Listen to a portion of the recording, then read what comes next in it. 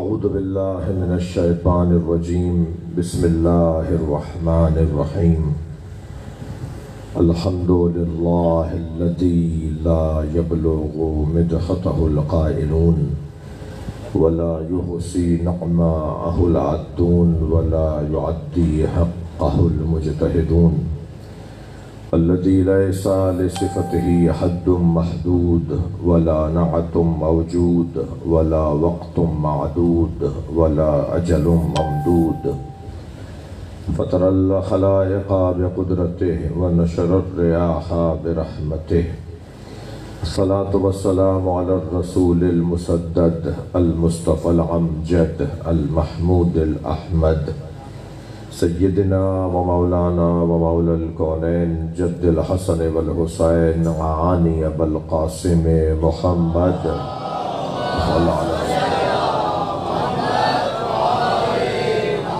وآلہ الطیبین الطاہرین المعصومین الذین قال اللہ انما یرید اللہ لیذہب عنکم الرجس اہل البیت ویطہرکم تطہیرا اللهم صل على محمد وآل محمد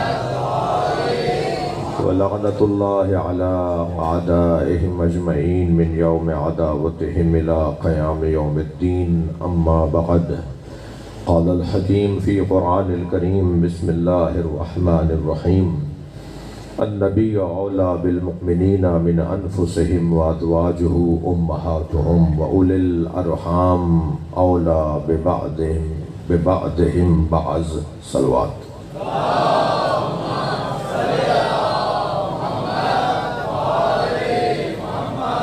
برادرم عزیزم جناب میر زامن حسین تالپور کی والدہ کی مغفرت درجات کی بلندی کے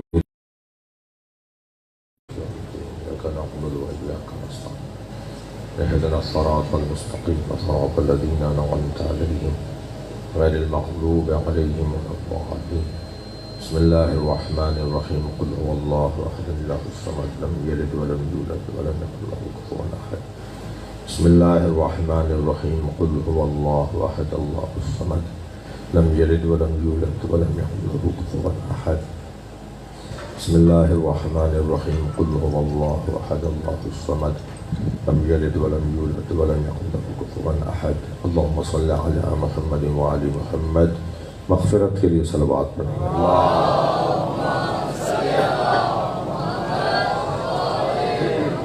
اس سے بہتر صلوات علیہ اللہم صل علی محمد وآل محمد سورہ مبارکہ احزاب کی چھٹی آیت نمبر 6 میں نے آپ کے سامنے تلاوت کی ہے۔ اس آیت میں اللہ نے نبی مکرم کی عظمت کو، اولویت کو اور فضیلت کو بیان کیا ہے، اور ہر اس وجود کی تعظیم اللہ کروانا چاہتا ہے جس کی نسبت نبی سے ہے۔ آیت کا ترجمہ سن لیجئے، پھر تفسیر تھوڑی سی بیان کرنے کی کوشش کروں گا۔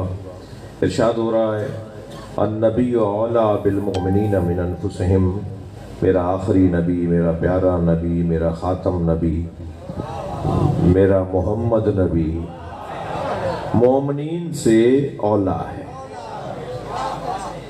النبی اولا بالمومنین من انفسہم، میرا یہ آخری نبی۔ میں ترجمہ النبی کا سرکار کا نام تو نہیں ہے اس آیت کے اندر، میں کیسے کہہ رہا ہوں کہ آخری نبی کی بات ہو رہی ہے، اس لیے کہ نبی پر الف لام لگا ہوا ہے۔ عربی زبان میں اگر اسم پر الف لام آ جائے تو پھر وہ خاص نبی مراد ہوگا، وہ خاص شخص مراد ہوگا، یا جس سے متعلق جس اسم پر وہ الف لام آیا ہے۔ مثلا رجل کہہ دیں مرد تو یہ مراد ہے ہر مرد، کوئی بھی مرد ہو سکتا ہے۔ لیکن اگر کہا جائے من المومنین رجال، اگر کہا جائے کہ مومنین میں سے کچھ مرد، تو اب خاص مردوں کی بات ہو رہی ہے، الف لام خاص کر دے گا اسے۔ اب ہم ہر نبی کو اللہ بیان نہیں کر رہا کہ ہر نبی مومنین سے اولا ہے، اس لیے کہ مومنین میں مولا علی بھی ہیں، ہر نبی مومنین سے اولا نہیں ہے۔ آخری نبی صلوات پڑھیں تو محمد و آل محمد، آخری نبی کی بات ہو رہی ہے، سرکار دو جہاں سب مومنین سے اولا ہے، نبی کو اللہ نے اولا قرار دیا ہے۔ اچھا، لفظ اولا جو لوگ ممکن ہے جب بچے جوانوں کے لیے مجھے یہ جملہ کہنا پڑے کہ لفظ اولا سمجھنے کے لیے من کن تو مولا سمجھنا ہوگا۔ یہ جو نبی نے فرمایا نا غدیر کے میدان میں جس کا مولا ہوں، فہاد علی مولا، علی اس کا مولا ہے۔ میرے بزرگ ہیں، میرے عزیز ہیں، مجھے محترم ہیں، مولانا طارق جمیل صاحب اہل سنت کے عالم دین ہیں۔ انہوں نے اپنے مجمع میں کہا کہ میں ایک مدت تک حضرت علی کہا کرتا تھا، مجھے مولا علی کہنا چاہیے تھا۔ حضرت علی کے نام کے ساتھ لفظ مولا نبی نے لگوایا ہے، تو نبی فرما رہے ہیں کہ میں جس کا مولا ہوں اس کا علی مولا ہے، تو پھر جو نبی کو ماننے والا ہے اسے علی کو مولا علی بولنا چاہیے۔ پھر وہ کہنے لگے کہ میں دیکھ رہا ہوں آپ لوگوں کو تعجب ہو رہا ہے کہ میں کیا کہہ رہا ہوں، شیعہ حضرات بولتے ہیں یہ بات تو پھر انہوں نے کہا جی شیعہ جس معنی میں کہتے ہیں نا مولا، اسی معنی میں صحیح ہے مولا، یعنی مولا علی کو جس معنی میں شیعہ کہتے ہیں مولا، وہی صحیح معنی ہے مولا علی کے بارے میں مولا بولتے ہوئے۔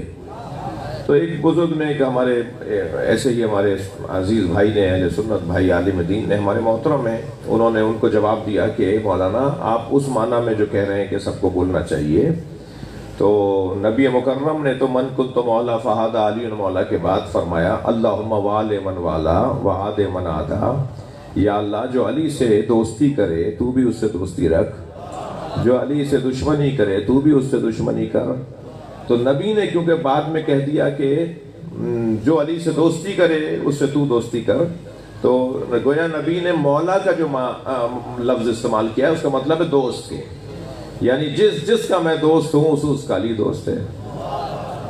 تو اگرچہ ہم اسی جملے پر بھی بہت کچھ سمجھا سکتے ہیں اپنے ان لوگوں کو جو سمجھنا چاہ رہے ہوں، یہ اس بات کے اوپر بھی کہ جب نبی نے کہہ دیا کہ یا اللہ تو اس سے دوستی کر جو علی سے دوستی کرے، تو کیا اللہ سے دوستی بندوں کی ویسی ہی ہے جیسے دوستوں کی دوستوں سے ہوتی ہے؟ جی، یعنی علی سے دوستی کرنے والے کا اللہ دوست ہو جائے گا نا، تو کیا اللہ کی دوستی بندوں کے ساتھ ویسی ہے جیسے دوستوں کی دوستوں سے؟ یہاں دوستی سے مراد چاہت ہے، محبت ہے، الفت ہے۔ تو بھی ان سے انہیں پسند کر، تو بھی ان سے محبت کر جو علی سے محبت کرتے ہو۔ تو دوست کے معنی میں کہنے لگے نہیں، دوست کے معنی میں کوئی بڑا کارنامہ تھوڑی ہے، کوئی بڑی بات تھوڑی کی ہے، سرکار نے تو بس معمولی ایک بات تھی وہ کر دی اور فرمایا دوست بنا لو علی کو اپنا۔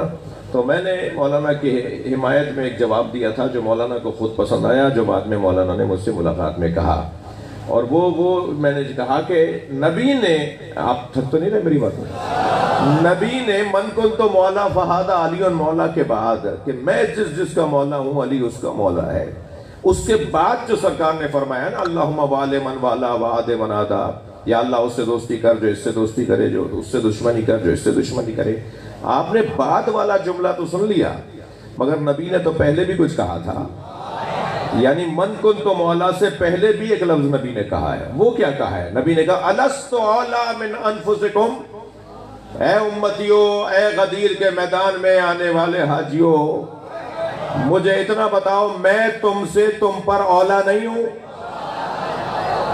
میں تمہارے اوپر تم سے زیادہ حق نہیں رکھتا؟ میرا حق تمہاری گردنوں پہ مجھ سے زیادہ نہیں ہے؟ الست اولا من انفسکم، میں تم سے زیادہ تم پر حق نہیں رکھتا؟ جب سب نے کہا قالوا بلا، سب نے کہا ہاں آپ ہم سے زیادہ حق رکھتے ہیں، تب نبی نے فرمایا من کنت مولا فہذا علی مولا، جس کا میں مولا ہوں اس کا علی مولا ہے۔ تو نبی نے تو خود تشریح کر دی نا کہ مولا کا مطلب ہے اولا، مولا کا مطلب ہے اعلیٰ، مولا کا مطلب ہے حاکم، مولا کا مطلب ہے مالک، جس کی جان سے زیادہ میں اگر حق رکھتا ہوں، ہم اپنی جان پر ہم حق رکھتے ہیں نا، برابر والا میں چٹکی نہیں بھر سکتا، برابر والا ہمارا ہاتھ نہیں کاٹ سکتا، برابر والا ہمارے چیزوں کو چھین نہیں سکتا، ہماری چیزوں کو لے نہیں سکتا، اس لیے کہ وہ اس کو کوئی حق ہی نہیں ہے میرے اوپر۔ لیکن نبی نے سب سے اقرار دیا کہ تمہاری ساری چیزوں پر نہیں، تم پر مجھے حق حاصل ہے۔ چیزیں تو ہم سے کم ہے نا، کپڑوں کے برابر تو میں نہیں ہوں، میں اپنی گاڑی کے برابر تو نہیں ہوں۔ ایک بہت بڑا ہم نے فلاحی ادارہ بنایا، کروڑوں روپے کی اس کے اثاثے تھے، کسی مسئلے سے میں اسے چھوڑنے لگا تو اپنے ڈونرز کو میں نے کہا کہ صاحب میں چھوڑ رہا ہوں اس ادارے کو. تو ایک صاحب نے کہا جی کتنے کروڑ کے احساس ہے, کتنا احساس ہے؟ ہم نے کہا جتنے کروڑ کے احساس. انہوں نے کہا آپ کیسے چھوڑ کے چلے جائیں گے, ایسے ہی دے دیں گے دوسروں کو. تو وہاں ایک صاحب بیٹھے تھے, انہوں نے کہا مولانا کہ آپ نے 7 کروڑ قیمت لگا دی, یہ 7 کروڑ کی خاطر اپنے آپ کو قربان کر دیں جس وجہ سے میں چھوڑ رہا تھا. انہوں نے کہا اس وجہ سے کیا یہ 7 کروڑ کی قیمت ہے کہ مولانا کی؟ توجہ ہے آپ کی بھائی, ہمارے جو کپڑے ہیں یہ ہم سے زیادہ افضل تو نہیں ہے نا. نبی تو فرما رہے ہیں میں تمہاری جانوں پر تم سے زیادہ حق رکھتا ہوں. یعنی سرکار اگر یہ فرما دے نا کہ اپنی گاڑی کی چابی میرے فلاں امتی کو دے دو, توجہ ہے آپ کی. سرکار اگر اپنے کلمہ پڑھنے والے مسلمان امتی سے کہہ دیں کہ تم اپنے گھر اپنے بنگلے کی چابی میرے فلاں امتی کو دے دو, اور وہ امتی بغیر چون چرا کیے ہوئے چابی دے دے تو وہ مسلمان ہے. وہ نبی نے اقرار لیا تھا سب سے کہ اقرار کرو کہ میں تمہارے اوپر تم سے زیادہ حق رکھتا ہوں یا نہیں رکھتا. تو اور حاکم کسے کہتے ہیں؟ حاکم تو وہ ہوتا ہے نا جو ضبط کر لے چیزیں, تو مملوک کو کوئی اختیار ہی نہیں ہے. نبی نے سب سے اقرار لیا کہ میں تم سے زیادہ تم پر حق رکھتا ہوں. سب نے کہا قالوا بلا, ہاں آپ ہم سے زیادہ ہم پر حق رکھتے ہیں. تو سرکار نے فرمایا کہ پھر من کنت مولا فہذا علی مولا, جس کا میں مولا ہوں, جس کا میں حاکم ہوں, جس پر میں اولا ہوں, اس پر علی بھی حاکم ہے.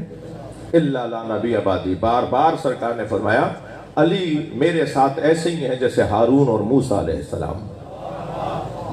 مگر کیونکہ حضرت ہارون بھی نبی تھے, حضرت موسیٰ بھی نبی تھے, تو سرکار نے فرمایا میری اور علی کی نسبت ہارون اور موسیٰ والی ہے, بس فرق اتنا ہے کہ لا نبی آبادی, میرے بعد کوئی نبی نہیں ہے. یعنی علی میرے والے سارے کمالات رکھتے ہیں مگر نبوت میرے پاس ہے جو علی کے پاس نہیں ہے. تو نبوت کی حد تک نبی مکرم نے خود ہم پر واضح کر دیا, امت پر واضح کر دیا. اب اس آیت کریمہ میں کیا فرما رہا ہے اللہ؟ ارشاد ہو رہا ہے النبی اولا بالمؤمنین من انفسکم, نبی اولا ہے مومنین پر خود ان کی ذات سے. وازواجہ امہاتہم, ایک ماں کی مجلس ہے, مجلس ترحیم ہے, برسی کی مجلس ہے, اس لیے میں کچھ دیر ماں کے موضوع پر بات کرنے کی کوشش کروں گا. وازواجہ امہاتہم, اور نبی کی زوجائیں مومنین کی مائیں. اچھا, کیونکہ وہ نبی کی زوجہ ہیں اس لیے مومنین کی مائیں نا, کیونکہ نبی سے منسوب ہیں اس لیے مومنین کی مائیں نا. جب تک نبی سے نکاح نہیں ہوا تھا مومنین کی مائیں نہیں تھیں, یہی مطلب ہوا نا. جہاں سرکار کی زوجیت میں آئیں وہاں نبی کی مائیں ہیں. اب آپ دیکھیے کہ کیسے کیسے لوگ جو ہے وہ سرکار دو جہاں سوائے حضرت خدیجۃ الکبریٰ کے, سوائے حضرت عائشہ کے, باقی نبی مکرم کی ساری زوجائیں جو تھیں یا وہ مطلقہ تھیں یا وہ بیوہ تھیں. پہلے کسی کے عقد میں تھیں, پھر وہاں سے ان کا انتقال ہوا, شہید ہو گئے, اس کے بعد نبی نے ان سے عقد کیا. اور کیا فلسفہ تھا کہ نبی مکرم نے اتنے عقد کیے, اتنی شادیاں کی. میں بہت سارے فلسفے بیان کرنے کی صلاحیت رکھتا ہوں, ایک مدت سے میرا کام ہی ہے سرکار نے اتنی زیادہ شادیاں کیوں کی. تو ویسے میں یہاں ایک تفنن کے طور پر اور ممبر کے مزاح کے طور پر عرض کروں کہ ایک سے زیادہ شادیاں کرنے والے 3 طرح کے لوگ ہوتے ہیں. جو ایک سے زیادہ شادیاں کرتے ہیں نا وہ 3 طرح کے لوگ ہوتے ہیں. اب ممکن ہے کوئی یہاں تشریف فرما ہو اور وہ کہنا ہی صاحب میں تیسرے والے میں نہیں ہوں, تو مگر جو وہ دل کی اگر آواز سے بولیں گے نا تو بات یہی ہے. ایک سے زیادہ شادیاں کرنے والے یا انبیاء اور ائمہ ہوتے ہیں, اس لیے کہ معصوم ہیں, ان سے عدالت برقرار رہے گی, وہ ساری زوجاؤں میں عدالت کو محفوظ رکھیں گے. نبی اور امام معصوم ہیں اس لیے ان سے بے عدالتی تو ہو نہیں سکتی, تو وہ ایک سے زیادہ شادیاں کر سکتے ہیں. ابھی مجھے واللہ نہیں پتا کہ یہاں کون کون بیٹھا ہے جس نے ایک سے زیادہ شادیاں کی ہوئی ہیں.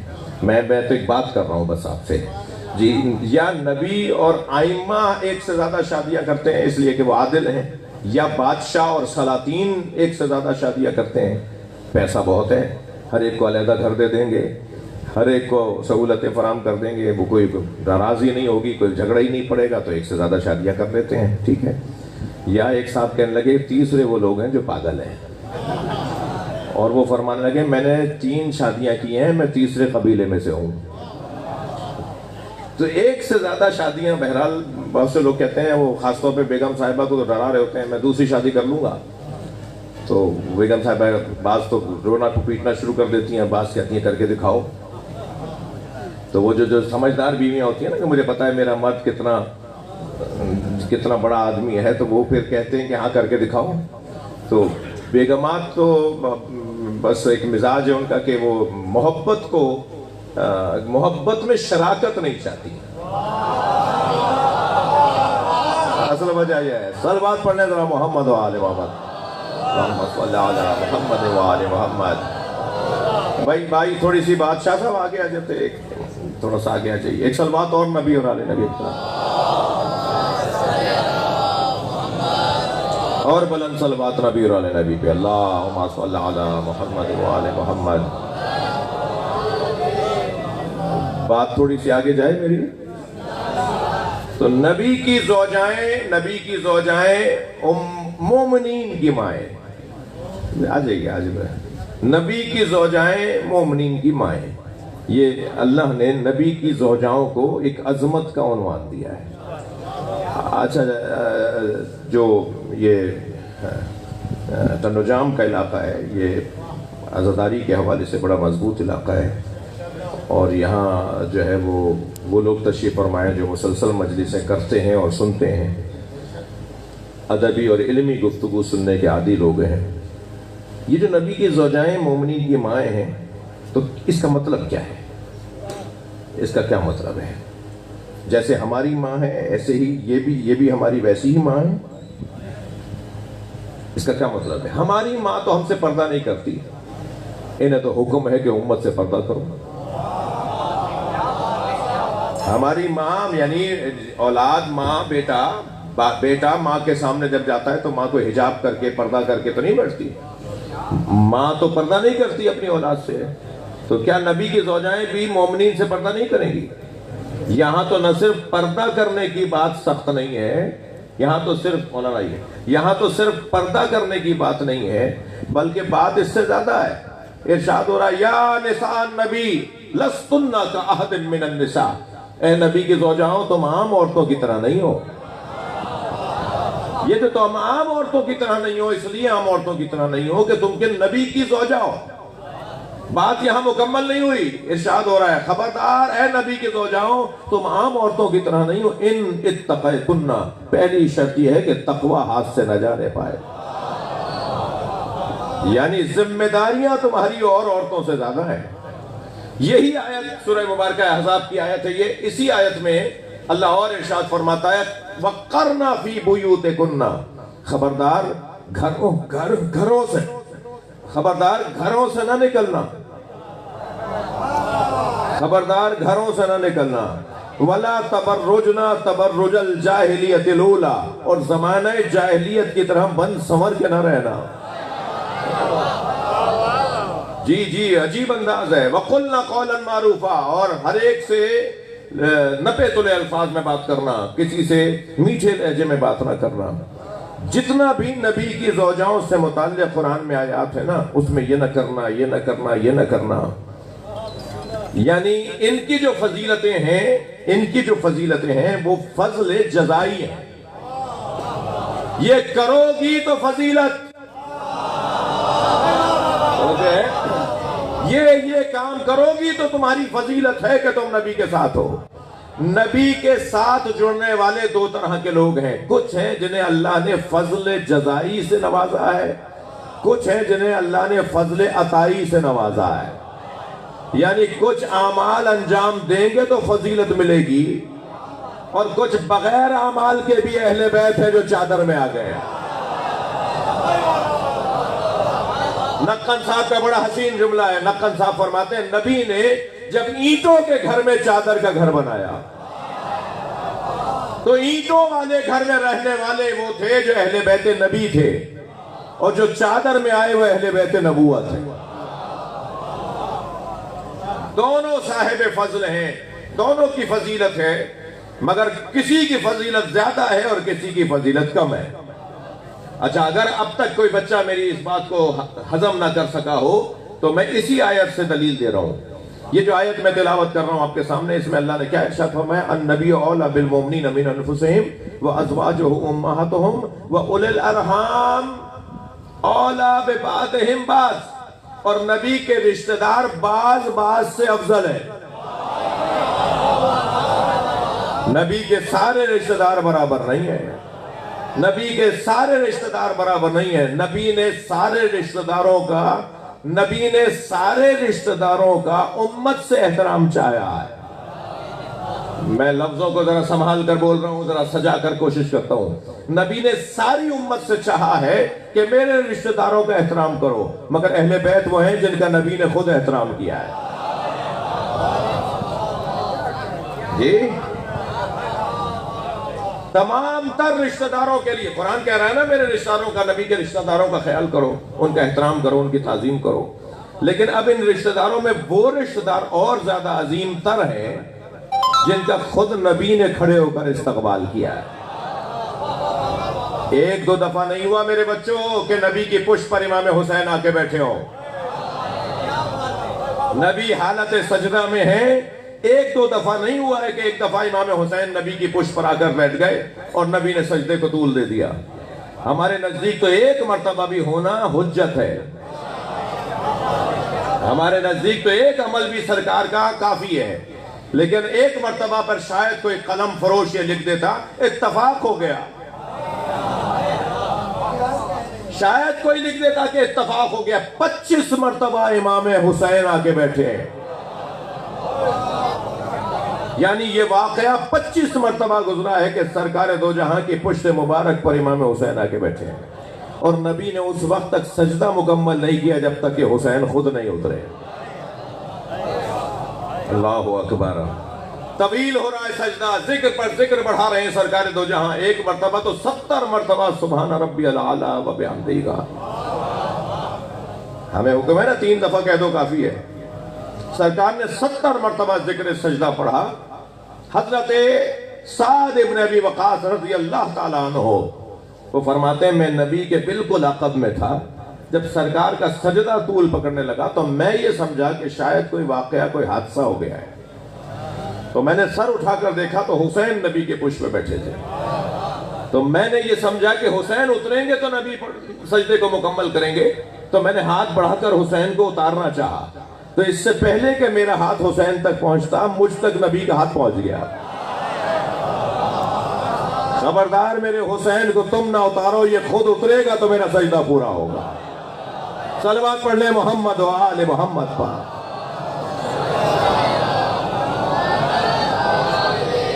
یہ کیا عمل ہے، یہ کیا عمل ہے، یہ اللہم صلی علی محمد و آل محمد۔ یہ عمل خود بتا رہا ہے کہ کچھ رشتہ دار تو وہ ہیں کہ جن کی تعظیم کا حکم امت کو دیا ہے، اور کچھ رشتہ دار وہ ہیں جن کی نبی خود تعظیم کرتے ہیں، تو یقیناً دونوں برابر نہیں ہیں۔ میں اپنی بات کو اور مضبوط بناؤں، جی کبھی کبھی مجلس میں آنے والے میرے بچے بھی آئے ہوئے ہیں، چھوٹے کم سن ساتھی کبھی کبھی آنے والے، تو میں ان کو بھی کچھ پیغام دیتا جاؤں نا۔ ایک مثال اور دے رہا ہوں، کسی کے لیے نبی نے کھڑے ہو کر استقبال، میری مراد ہرگز یہ نہیں ہے کہ نبی مکرم لوگوں کے آنے پر ہاتھ بیٹھ کر ملاتے تھے، نہیں، اپنی جگہ سے کھڑے ہونے کی روایت تو بہت ہے۔ جب بھی سرکار سے کوئی ملنے آتا تھا سرکار اپنی جگہ سے کھڑے ہو جاتے تھے اور اٹھ کر نبی مکرم مصافحہ فرماتے تھے، لیکن سیدہ واحد ذات ہیں، بی بی واحد ذات ہیں جن کے لیے نبی صرف کھڑے نہیں ہوتے تھے، حدیث میں قاما الیہا، جو عربی گرامر جاننے والے تشریف فرمائے ہیں وہ توجہ فرمائے، قاما لہا اگر حدیث میں ہوتا نا تو پھر ہوتا کھڑے ہونا، ان کے لیے کھڑا ہونا، بی بی کے لیے کھڑا ہونا، قاما لہو کسی مرد کے لیے کھڑا ہونا، قاما لہا کسی عورت کے لیے کھڑا ہونا۔ اگر قاما لہا کا لفظ ہوتا تو اس کا مطلب یہ ہوتا کہ بی بی کے آنے پر نبی مکرم کھڑے ہو گئے، بی بی قریب آئیں، بی بی سے ملے اور پھر بیٹھ گئے اپنی جگہ۔ نہیں، حدیث یہ کہی نہیں رہی، حدیث کہہ رہی ہے قاما الیہا، کھڑے ہو کر اس طرف جلدی جلدی جاتے تھے جہاں سے زہرا آ رہی ہوتی، سیدہ جس طرف سے آ رہی ہوتی تھیں اس طرف میرے مولا نبی بڑھتے تھے. قاما الیہا اس طرف بڑھتے تھے. وہ پھر آگے جا کے کیا ہوتا تھا؟ آگے جا کے وقبل یدیہا، ہاتھ پکڑ کر مصافحہ ہی نہیں کرتے تھے اپنی بیٹی سے، بلکہ ہاتھ پکڑ کے فاطمہ کے ہاتھوں کا بوسہ دیتے. سنی شیعہ کی بات ہے یہ کوئی میں ایسی بات نہیں کر رہا. میں خود جتنا بڑا شیعہ ہوں اتنا ہی بڑا سنی بھی ہوں. خبردار مجھ سے کوئی، میں جو بات کروں گا دکھانے کی پوزیشن میں ہوں. نبی مکرم بی بی کا ہاتھ پکڑ کے بی بی کا بوسہ دیتے تھے، ہاتھوں کا بوسہ دیتے تھے، اور ساتھ ہاتھ پکڑ کر لاتے تھے اور وہاں بٹھا دیتے تھے جہاں خود بیٹھے تھے. وہاں بٹھا دیتے تھے جہاں سرکار خود بیٹھے تھے. یہ احترام، یہ تعظیم، یہ انداز اہل بیت کے علاوہ، خاص رشتہ داروں کے علاوہ نبی مکرم کا نہیں تھا. اچھا یہ تو قرآن کہہ رہا ہے نا کہ اولو الارحام، نبی کے جو رشتہ دار ہیں، اولا ببعضہم بعض رشتہ دار بعض رشتہ داروں سے اولا ہیں. اچھا ممکن ہے کوئی بچہ، کوئی جوان یہ سوچ رہا ہو کہ مولانا اس بحث کا فائدہ کیا ہے، یہ آپ جو گفتگو کر رہے ہیں اس کا نتیجہ کیا ہے، فائدہ کیا ہے؟ تو میرے عزیزو، بعض لوگ اب آ کر یہ بات کرنا شروع ہو گئے ہیں کہ مقایسہ نہیں کرو، یہ مت کہو کہ وہ زیادہ اور وہ کم، سب ایک جیسے ہیں. بعض لوگ اب یہاں پر آ گئے ہیں. بھائی اگر سب ایک جیسے ہیں تو اللہ نے کیوں کہا ہے سب ایک جیسے نہیں ہیں؟ یہ سب ایک جیسے کا جو قاعدہ ہے نا، یہ تو کہیں اور کا ہے، یہ اسلام کا نہیں ہے. میں اپنی بات کو روشن کرنے کی پوزیشن میں ہوں. اسلام مساوات کا نعرہ نہیں لگاتا، اسلام عدالت کا نعرہ لگاتا ہے. اسلام برابری کی بات نہیں کرتا. حتیٰ 2 رکعت نماز پڑھنے کے لیے اگر ہم مسجد چلے جائیں نماز جماعت پڑھنے کے لیے اور وہاں 4 عالم موجود ہوں تو کیا کہتا ہے اسلام کہ کس کو آگے کیا جائے؟ چاروں کا علم ایک جیسا، پھر کیا کریں؟ چاروں کا پھر دیکھا جائے گا خاندان کیسا ہے.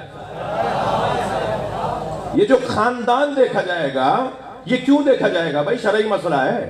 اگر وہاں 4 میں ایک سید ہو تو مستحب ہے سید کو آگے کرو.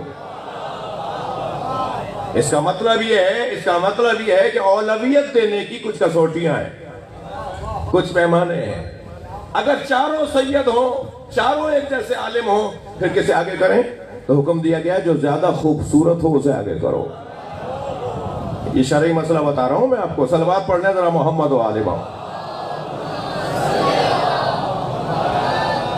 چاروں ایک ذات کے ہیں، چاروں ایک سے عالم ہیں، تو پھر دیکھا جائے گا ان میں خوبصورت کون ہے. ہیکل اور جس کا بدن جس کا زیادہ اچھا ہے اسے آگے کرو. تو 2 رکعت نماز کے لیے اگر ہم پیش نماز کھڑا کرنے لگیں تو ہم سب کو برابر نہیں مانتے. تو جو مطلق امام ہو وہ دوسروں کے ساتھ برابر کیسے جائے؟ اللہ نے رکھا ہی نہیں ہے. بھائی یہ میرے بچوں، آپ ذرا یہ بات ذہن میں بٹھاؤ. اتنا بڑا مجمع جو بیٹھا ہے، ہم میں کوئی نبی رسول امام تو نہیں بیٹھا نا؟ تھوڑا گردن ہلا دو. اس مجمع میں کوئی نبی رسول امام تو نہیں بیٹھا نا؟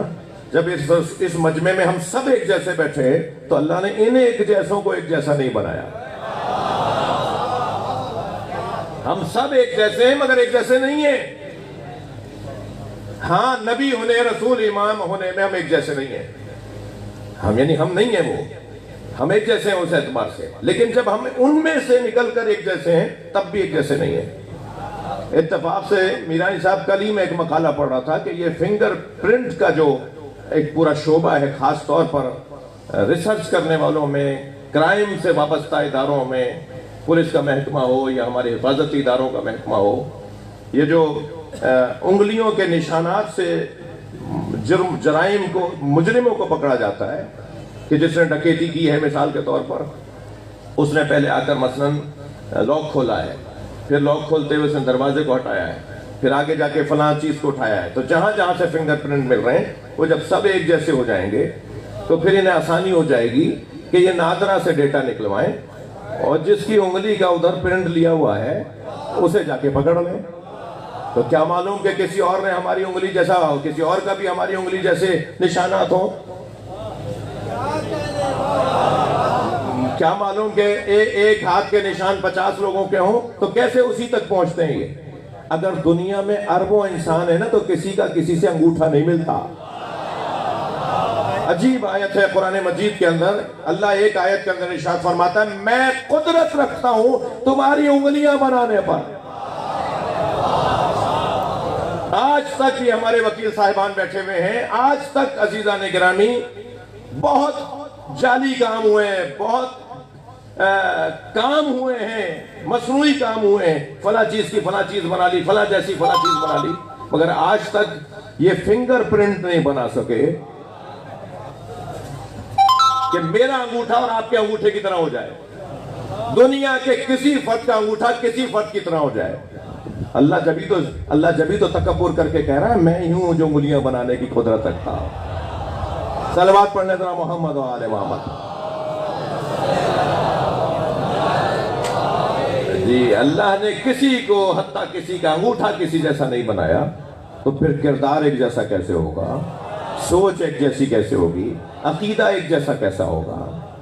سب برابر نہیں ہیں بھائی، سب کو اللہ نے ایک جیسا نہیں بنایا، ہر ایک کو اس کے محنت اور زحمت اور مشقت کی بنیاد پر مقام عطا کیا ہے۔ تو نبی کی زوجائیں امت کی مائیں ہیں دو چیزوں میں، ایک استحقاق التعظیم، ان کی تعظیم لازم ہے، ان کی بے ادبی نبی کو اور اللہ کو اور نبی کو گوارا نہیں ہے۔ استحقاق تعظیم یہ مستحق تعظیم ہے۔ دوسرا جو ان کو ماں قرار دیا ہے وہ ہے تحریم النکاح، مومنین ان سے نکاح نہیں کر سکتے، مومنین پر یہ مائیں حرام ہے، یعنی ان سے حرام ہے نکاح کرنا۔ نبی کی زوجاؤں سے اب میں اگر جاؤں گا نا، دو مثالیں آپ کو دوں گا نا، تو بہت سے لوگوں کو برا لگ سکتا ہے کہ جنہیں وہ اپنا معتبر مانتے ہیں نبی کی رحلت کے بعد، ان میں سے کس کس نے نبی کی زوجاؤں کو نکاح کی دعوت دی، اور انہیں امت کے کچھ لوگ اپنا بڑا مانتے ہیں۔ صلوات پڑھیں ذرا محمد و آل محمد پر۔ نبی کی زوجاؤں کے ساتھ نکاح نہیں ہو سکتا۔ آپ لوگ کچھ جگہ تنگ ہو رہی ہے، تھوڑا تھوڑا آگے آنے کا کہوں میں؟ ایک صلوات پڑھتے ہوئے کچھ آگے آ سکتے ہیں؟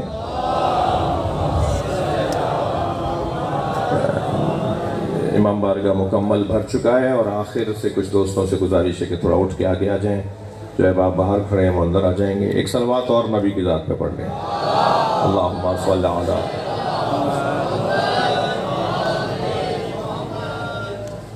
جی میں رک رہا ہوں، یہ آ جائیں اب آپ، ورنہ یہ بیٹھ جائیں گے وہیں پر ہی۔ آ جائیے، بڑی عنایت آپ کی۔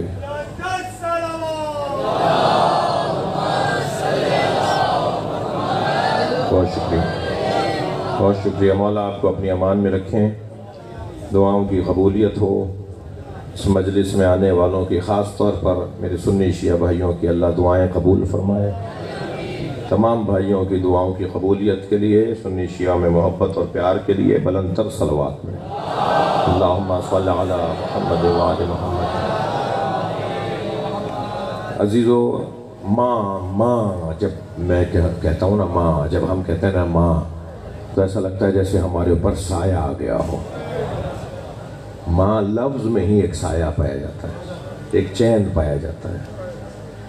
تھکا ہوا انسان، خستہ بدن انسان جب ماں کو دیکھتا ہے نا، تو ماں کے چہرے کو دیکھنا کعبے کو دیکھنے کے برابر ہے۔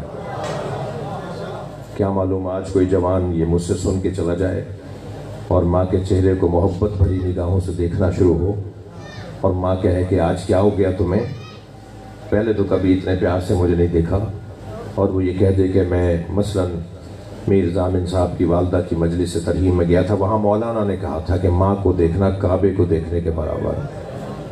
آپ یقین جانیے گا کہ پھر جو دعائیں ماں کے زبان سے اور ماں کے دل سے نکلتی ہیں، وہ دعائیں کچھ اور دعائیں ہیں۔ ہم میں سے بہت سے ہیں جو پیروں اور فقیروں کے پاس جاتے ہیں، مزاروں پہ جاتے ہیں دعائیں کروانے کے لیے، جی مرشدوں کے پاس جاتے ہیں دعائیں کرانے کے لیے۔ اللہ نے ہمارے اپنے گھر میں ہمارا مرشد رکھا ہوا ہے، یہ ماں مرشد ہے ہماری، یہ ہمیں راستہ بھی دیتی ہے کہ کیسے جینا ہے، کیسے رہنا ہے، مرشد یعنی ارشاد کرنے والا، مرشد یعنی رشد دینے والا، مرشد یعنی بہتر بنانے والا۔ مرشد کا کیا کام ہوتا ہے؟ مرشد کا کام ہوتا ہے کہ وہ اپنے مرید کو بہتر بنائے، رشد دلوائے، اور اوپر لے آئے، اور اوپر لے آئے، اس کو ترقی دے۔ ہماری ماں ہماری مرشد ہے، مسلسل وہ ہماری بہتری چاہتی ہے، اور ہماری مربیہ بھی ہے، مسلسل ہماری تربیت چاہتی ہے۔ اور اگر مرشد اس معنی میں کہ وہ دعا کرے گا تو میں مرشد سے جا کے کہوں گا تو مرشد کی دعا اللہ سنے گا، تو اگر اس اعتبار سے بھی لیں تو ماں جب دعا کرتی ہے نا، شاید کسی مرشد کی دعا رد ہو جاتی ہو، مگر ماں کی اولاد کے حق میں دعا رد نہیں ہوتی۔ اگر ماں ہاتھ اٹھا کے کہنا کہ اللہ میرے بچے کو یہ مسئلہ، میرے بچے کا یہ مسئلہ حل کر دے، تو ایک مرتبہ اللہ کی رحمت میں جوش آنے لگتا ہے، اور اللہ اپنے رحمت سے نوازتا ہے ان لوگوں کو جن کی مائیں ان کے لیے دعا کر رہی ہیں۔ یہ خیال ذہن میں آ سکتا ہے کہ جن کی مائیں مر گئی ہیں وہ کیا کریں؟ وہ جا کے کہاں دعا کروائیں۔ اذان کا احترام کروں گا۔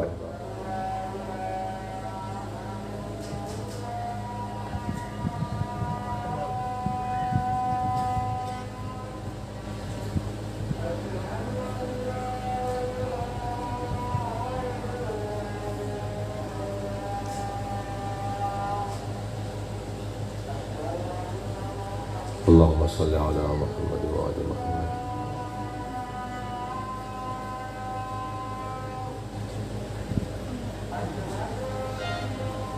اللہم صلی علی محمد وآل محمد۔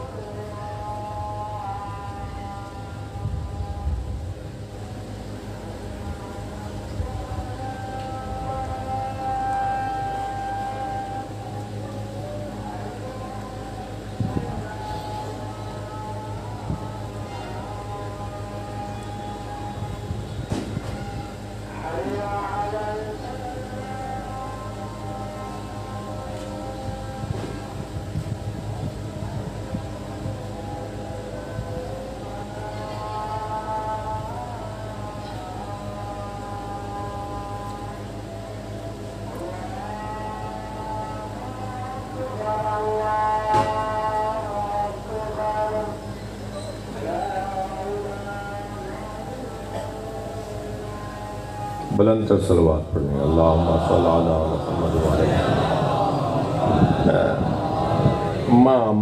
ماں میں ان بچوں جوانوں سے کہوں گا کہ اگر اب تک رویے بہت اچھے نہیں ہیں تو مزید اچھے بنانے کی ضرورت ہے۔ اس ماں کے ساتھ جو بچے کا تعلق ہے وہ بڑا قدرتی اور فطری اور سچا اور واقعی اور بلا غرض اور بلا مطلب ہے۔ ہر رشتہ مطلبی ہو سکتا ہے لیکن ماں مطلبی نہیں ہوتی۔ ماں کا کوئی مطلب بچے سے نہیں ہوتا۔ جو کما کے پیسے لا کے دے رہا ہے اس سے زیادہ پیار کریں، اور جو کما نہیں رہا اس سے کم پیار کرے، یہ ماں ایسا نہیں ہے۔ بلکہ بعض اوقات جو کما نہیں رہا ہوتا اس سے اس کا زیادہ پیار ہوتا ہے۔ اور اگر کوئی کہہ دے کہ وہ تو آپ کو پیسے زیادہ دیتا ہے، وہ تو تنخواہ کے پیسے بھی آپ کو دے دیتا ہے، اور آپ اس سے زیادہ پیار کرتی ہیں، تو یہ جواب یہ آتا ہے کہ وہ تو میرا بچہ خوشحال ہے، یہ بچہ پریشان ہے۔ تو ماں پریشان بچے کے ساتھ زیادہ کھڑی ہو جاتی ہے، اور اس کی جو دعائیں اور اس کا جو تعلق اولاد کے ساتھ ہوتا ہے وہ اور کسی رشتے کے اندر نہیں ہے۔ باپ اگر ناراض ہو جائے تو گھر سے نکال بھی دیتا ہے، ماں دروازہ بند نہیں کرتی اپنے بچے پر، بلکہ اگر کبھی ایسا ہو نا کہ باپ نے نکال دیا ہو تو انتظار کر رہی ہوتی کب میرا شوہر اس کا باپ سو جائے، کب میں دروازہ کھول کے اسے گھر میں لے لوں۔ یہ عجیب دل ہے اس کا۔ اللہ نے بھی اپنی محبت کو ماں کی محبت سے مشابہ قرار دیا۔ میں تم سے 70 ماؤں سے زیادہ پیار کرتا ہوں۔ یہ نہیں کہا میں 70 باپ سے زیادہ پیار کرتا ہوں، کہا میں 70 ماؤں سے زیادہ پیار کرتا ہوں۔ دنیا کے دانشور آج تک طے نہیں کر پائے کہ ایک ماں کی محبت کتنی سنگین ہے۔ اللہ کہہ رہا ہے ایک ماں کی محبت تمہیں نہیں پتا کتنی ہوتی ہے، میں 70 ماؤں سے زیادہ پیار کرتا ہوں۔ میرا تم سے تعلق وہ محبت کا تعلق ہے۔ میں تمہیں ترقی یافتہ دیکھنا چاہتا ہوں۔ عزیزو، میرا اور آپ کا تو کیا ہماری کیا حیثیت ہے جب اللہ نے نبیوں سے کہا ہے کہ اپنی ماں کا خیال کرو، جب نبیوں سے کہا ہے کہ اے موسیٰ، جب وہ کوہ طور پہ حضرت ام موسیٰ والدہ کی رحلت کے بعد اللہ سے بات کرنے جانے لگے نا، اللہ سے ملنے جا رہے تھے، تو وہی آئی، اے موسیٰ سنبھل کے چڑھنا، دعا دینے والی ماں زندہ نہیں ہے کہ کہیں تمہارا پیر نہ رپٹ جائے، کہیں تمہارے پیر کے نیچے پتھر نہ آ جائے، کہیں تم گر نہ جاؤ۔ اے موسیٰ سنبھل کے چلنا، کہیں ایسا نہ ہو کہ تمہیں تکلیف ہو جائے۔ لہٰذا ماں کی جو دعائیں ہیں وہ کسی بھی بڑے سے بڑے بزرگ سے زیادہ مؤثر دعائیں ہیں۔ میں ان بچوں سے کہوں گا کہ خیال کرو اس بات کا۔ میں ایک جملہ کہہ رہا تھا کہ جن کی مائیں نہیں ہیں وہ کیا کریں گے؟ سرکار دو جہاں نے فرمایا ہے جن کی مائیں مر گئی ہیں وہ ماں کی قبر پہ جائیں، ہاں اپنی ماں سے جا کے اس کی قبر پہ بات کریں۔ ایک سوال کرنے والے نے سرکار سے کہا، یا رسول اللہ میں نے منت مانی تھی کہ اگر میرا فلاں کام ہو گیا تو جنت کی چوکھٹ کا بوسہ دوں گا، میرا کام ہو گیا، اب جنت میں تو جب مروں گا جب جاؤں گا تو منت کیسے پوری کروں؟